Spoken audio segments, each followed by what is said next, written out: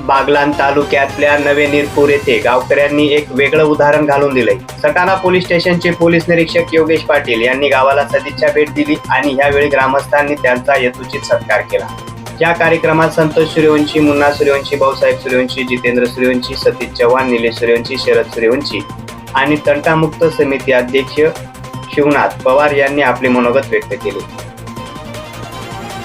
फक्त सत्कारच नाही तर सामाजिक बांधिलकी जपत पोलीस निरीक्षक योगेश पाटील यांच्या हस्ते जिल्हा परिषदेच्या शाळेतील पटांगणात वृक्षारोपणाचाही कार्यक्रम घेण्यात आला। हा उपक्रम पर्यावरण संवर्धनाचा संदेश देणारा ठरला। ग्रामस्थांनी मोठ्या संख्येने उपस्थित राहून या कार्यक्रमाला उत्स्फूर्त प्रतिसाद दिला। नवे निरपूर पोलीस आणि जनतेच्या विश्वासाचं हे एक सुंदर उदाहरण यावेळी बघायला मिळाले। प्रखर न्यूज साठी भगवान पवार, पिंपळदर।